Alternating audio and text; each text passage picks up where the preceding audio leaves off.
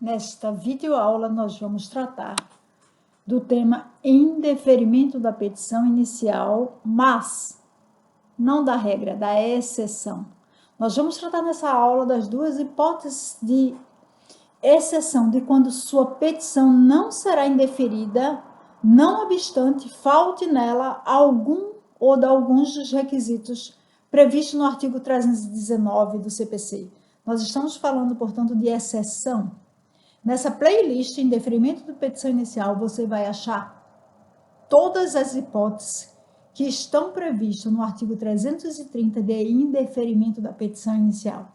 Este tema é de fundamental importância para você que faz direito ou já fez e está aprendendo a redigir petições.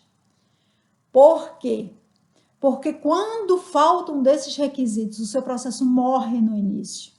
Você não quer fazer um estágio e redigir uma petição que o advogado vai criticar e dizer, mas cadê aquele ou este requisito?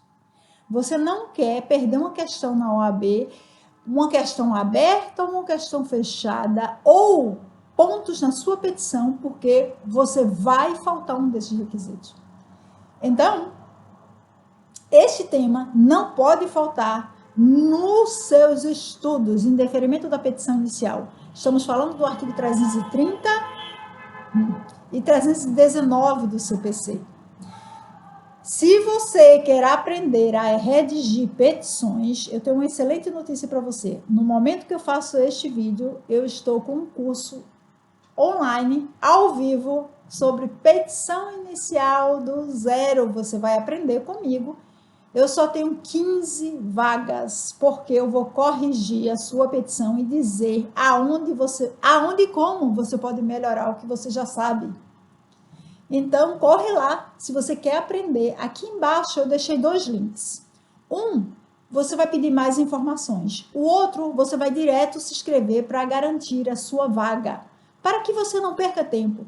Eu já vou adiantar para você que esse curso, ele costuma ter um investimento de R$ 257. Eu vou fazer uma turma com 15 alunos por R$ 97. Isso mesmo, você não ouviu errado, R$ 97. Só serão 15 alunos. Se quando você enviar o formulário para mim, eu ainda tiver vaga, eu entro em contato com você. Se você quiser mais informações, manda, Márcia, quero mais informações do curso, qualquer que seja a sua dúvida, e eu te respondo. Vamos agora então, vou dividir a tela do meu computador com você e nós vamos juntos aprender essas duas exceções que eu te prometi aqui no início desse vídeo. Vamos lá então. Muito bem, aqui estamos com o nosso CPC online aberto no artigo 330. E por que 330? Se nós vamos ver as exceções. Sim, as exceções estão no parágrafo 2º e 3º do artigo 319, mas para a gente falar de exceção de qualquer tema do direito, a gente, não só do direito, de qualquer tema, a gente primeiro vai para a regra. A gente relembra a regra e aí a gente, então, dá um mergulho nas exceções. Porque só se entende exceções depois que se entendeu regras, correto? Aqui no 330, o lembrete de praxe. Você está com o seu vade-mecum, sim? Claro que você está com ele, né? Se você ainda vai fazer sua OAB. Se você já fez a OAB, é claro que não precisa mais dele. Mas se você ainda não fez e está no primeiro período do seu curso de Direito, a partir do primeiro, você já tem que ter o seu vade-mecum. E olha, não pensa assim, eu não vou comprar o vade-mecum agora porque ele vai ficar desatualizado. Não cometa esse erro. Compre o seu vade-mecum, isso é investimento. Economize em outras coisas, não no seu instrumento de trabalho. Então, voltando aqui. Quando a gente lê as hipóteses do artigo 330, vê cada uma delas, que o CPC está estabelecendo quando vai ocorrer o indeferimento da sua petição inicial. Nessa playlist que a gente está trabalhando sobre indeferimento da petição inicial, você vai achar a inépcia, o que é inépcia, nós já trabalhamos esse tema, e quando, no caso da inépcia, o inciso primeiro, lhe faltar pedido ou causa de pedir. Nós temos vídeos e temos também artigo lá no nosso blog. Visita, lê, para você sedimentar o tema. O que ainda falta, os outros temas, você vai achar logo no vídeo, porque eu estou trabalhando essa playlist, estou dando ênfase a ela, e logo você vai encontrar as demais hipóteses de deferimento da petição inicial. Hoje, porém, a gente vai dar aqui um pulo para o 321, que o artigo diz que a petição inicial será indeferida quando faltar os requisitos do artigo 321, correto? Aí a gente pulou aqui para o 321. O que é que diz o 321? Vamos analisar esse artigo. O juiz, ao verificar que a petição inicial não preenche os requisitos dos artigos 319 e 320, ou, repare, ou, se não preencheu os requisitos do 319, do 320, ou o quê? Apresentar defeitos e irregularidades capazes de dificultar o julgamento do mérito, ou seja, hipóteses que não estão aqui claramente previstas, mas o juiz identificou que pode prejudicar, ele determinará ao autor que no prazo de 15 dias emende ou complete aquilo que ele está entendendo que precisa ser emendado, corrigido, completado. Repare que o artigo diz, indicando com precisão o que deve ser corrigido. Ele, então, intima o autor por você, advogado, e você tem um prazo de 15 dias para responder. O parágrafo único vai passar o martelo. Se o autor não cumprir a diligência, o juiz indeferirá a petição inicial. Então, nós, como os advogados, precisamos responder ao que o juiz determinou, para não correr o risco de ter a petição inicial indeferida. Vamos lá à exceção. Aqui o artigo está dizendo claramente, o juiz determina a emenda ou que você complete. Você não o faz, o que é que acontece? Indeferido, né? A exceção a primeira exceção está no parágrafo 2º do artigo. Repare, a petição inicial não será indeferida se, a despeito da falta das informações a que se refere o inciso 2º, for possível a citação do réu. Ao que se refere o inciso 2º desse artigo 319? Olha aqui, nome, prenome, estado civil, ele trata da qualificação das partes. Então, a primeira coisa que você precisa compreender nessa exceção é, esse parágrafo 2º, ele está remetendo à possibilidade de que, se faltar algum desses requisitos na minha petição do inciso 2º, ou seja, qualificação das partes, a petição não será indeferida se, mesmo faltando, quando mesmo faltando, volta lá no artigo, for possível a citação do réu. Bora aqui um caso prático, eu peguei aqui para você, preparei aqui, repare aqui. Olha aqui. A gente tem a qualificação de autor e réu aqui nessa simulação de ação de divórcio litigioso, em que João promove a ação contra Maria. O inciso 2º, vamos ver se a gente coloca aqui na mesma tela os dois, né? O artigo, para a gente fazer um checklist. Deixa eu fechar um pouco aqui mais, para a gente fazer esse checklist. Repara aqui. Vamos fazer comigo o checklist dos requisitos do inciso 2º do 319, aqui na qualificação da parte ré, que é Maria, né? O que pede? Pede os nomes. Temos os nomes, que é o nome de Maria, né? Prenome, que é o nome de família ou o sobrenome que a gente chama. Estado civil. Tem aqui, Maria casada. Qual mais que tem? Existência de união estável. Não é o caso, porque Maria é casada. A profissão. Tem aqui, agricultora. Número de inscrição no cadastro de pessoas físicas. Isso aqui é CPF, né? Opa, tá faltando o CPF de Maria. E agora?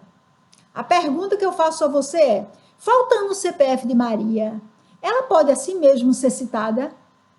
Não é o que diz aqui, né? O parágrafo 2º, repare, A petição não será indeferida se, a despeito de faltar informações a que se refere o inciso segundo, está faltando o CPF de Maria, for possível a citação do réu. É possível? É possível. Então, nesse caso, é um caso típico de que falta um dado por esquecimento do advogado, porque o autor não tinha esse dado, e aí se o autor não tem esse dado, o procedimento é outro. Se você quer saber como redigir essa parte da petição, quando falta um dado desse, deixa aqui nos comentários, Márcia, me ensina a redigir essa parte, que eu faço um vídeo para você. Por que isso é importante? Bora para o parágrafo primeiro. Olha aqui, ó, faltou esse dado. O José Antônio é seu cliente e diz, doutora, eu não tenho o CPF dessa famigerada, dessa miserável que eu me separei dela e quer levar tudo que eu tenho, blá, blá, blá, blá, blá, blá. Eu não tenho CPF, o que é que eu faço? Você redige uma petição desse jeito, ignorando? Não, você não faz isso. Você redige um parágrafo pedindo ao juiz a aplicação do parágrafo primeiro. Olha o que é que ele diz, ó, no caso não disponha das informações previstas no inciso segundo, poderá o autor, na petição inicial, requerer ao juiz diligências necessárias à sua obtenção. E a gente redige, começa a nossa petição inicial, redige explicando por que não tem e pedindo ao juiz que faça, que providencie essa diligência para que sane essa falta desse requisito. E aí a gente está tratando com respeito, naturalmente, e deixando claro e contribuindo para que o processo flua com mais eficiência. Essa foi a primeira hipótese. Vamos aqui para a segunda hipótese do inciso, né? Do parágrafo terceiro. A petição inicial não será indeferida, olha aqui, ó, pelo não atendimento do disposto no artigo 2º, ou no inciso 2º, de novo qualificação das partes. Deste artigo, se a obtenção de tais informações tornar impossível ou excessivamente oneroso o acesso à justiça. Vamos para outro exemplo aqui, só imaginando. Você vai dar entrada numa ação contra uma pessoa jurídica e você não encontra o CNPJ da pessoa jurídica. Você pode dar entrada nessa ação? Sim, você pode dar entrada na ação. Esse artigo aqui está dizendo que se você não tiver esse dado, você vai primeiro, olha aqui o inciso. Você vai utilizar desse inciso aqui e redigir aquela parte que vai pedir ao juiz que providencie esse dado faltante. Mas se você não, e aí você não tem, você dá entrada na petição. E suponha que você até esqueceu de pedir ao juiz, você simplesmente se omitiu, não está lá o CNPJ da pessoa jurídica. E isso acontece com mais frequência do que você pode imaginar. Eu já tive várias experiências de que o meu cliente não tem o CNPJ. Eu faço uma pesquisa no site da Receita Federal e eu não encontro. E aí, nesse caso, a gente promove, né, a ação e se vale do parágrafo primeiro. Agora, imagine que você não se valesse, que você fosse iniciante, você esquecesse e tal. O juiz, então, ele, se utilizando do 321, ele intima você e diz, apresente no prazo de 15 dias o CNPJ do autor que está faltando. E aí você não tem. O que é que você faz? Você silencia? Não. Você vai responder a petição dizendo ao juiz exatamente o que se passou, que você não tem esse dado e que ele, atendendo ao parágrafo primeiro, ele então providencie, ou na verdade, né, ele defira o seu pedido de enviar à Receita Federal uma intimação para que ela informe o CNPJ dessa pessoa jurídica que você não tem. É claro que você vai fornecer dados, você vai fornecer o nome da empresa, o nome dos sócios, para que isso seja, a diligência seja possível de ser realizada. Percebeu? No primeiro caso, a gente tem aqui, ó, a exceção é se ainda com a falta do dado for possível a citação do réu. É claro que ela se aplica aqui nesse segundo também. Se o dado faltante aqui, que é excessivamente oneroso ao acesso da justiça, ele compromete a citação do réu, não tem como o juiz receber a sua petição, ela vai ser indeferida a despeito de estar aqui escrito na exceção. Se você não tem como conseguir um dado que é fundamental, que vai para, por exemplo, vamos falar do endereço. Parece estranho, né? Como é que um autor procura você como advogado e diz, doutor, eu quero dar entrada nessa ação, mas eu não tenho o endereço do réu. Caso concreto que aconteceu na minha prática jurídica, um imóvel que estava abalado, que podia cair, os moradores me procuram, doutora, a gente quer acionar essa empresa, uma construtora. Quando eu verifiquei o endereço que eles tinham me dado, eles não estavam mais lá. Ninguém sabia onde estava, nenhum dos moradores, procura informação com ex-trabalhadores, ninguém sabia qual era o endereço dessa empresa. E agora? O que é que a gente faz? A gente tem um prédio que está caindo, né? É uma situação, inclusive, grave e urgente. Eu dei entrada na ação e pedi que o juiz providenciasse com a Receita Federal encontrar. O juiz fez e encontrou. Imagine você que o juiz, mesmo intimando a Receita Federal, não conseguisse o endereço dessa empresa. O que é que ele ia fazer? Não tinha alternativa, ele tinha que indeferir a petição. Por quê? Porque não tem como citar o réu. Se não cita o réu, a gente não tem a tríade processual, que é autor, réu e justiça, Estado, juiz. Essa tríade forma o processo. Sem ela não há processo. Sem citação não há processo. Então, embora tenha aqui a exceção, é bom a gente ter a mente bem aberta e não pensar dogmaticamente, mas pensar na prática. Como é que na prática isso vai funcionar? Sim, doutor, mas a lei está dizendo aqui, ó, se for oneroso para mim, mesmo faltando o meu dado, a minha petição não vai ser indeferida. Sim, mas o parágrafo 2º está dizendo que se for possível a citação. Se a citação não é possível, como é que eu recebo a sua petição? Eu recebo e deixo ela aqui esperando que você tenha o endereço quando tiver? Percebe? Então, essas foram as duas exceções que nos chamam a atenção e que é muito importante que você tenha em mente para você não dispensar um cliente porque ele não tem um dado, né? Dispensar, não, eu não posso dar entrada na sua ação e você perde o seu cliente. Para você deixar um processo parado, né? Você não vai dar prosseguimento porque você não tem um dado. Para você agir de uma forma que não é profissional, dando entrada em petição, mesmo sem ter o dado e não pedindo ao juiz que providencie esse dado quando isso é uma possibilidade. E, enfim, evitar que a sua petição seja indeferida. Eu espero que você tenha gostado desse vídeo. Se você gostou, né, dá aquele like de praxe que você me ajuda a expandir esse canal.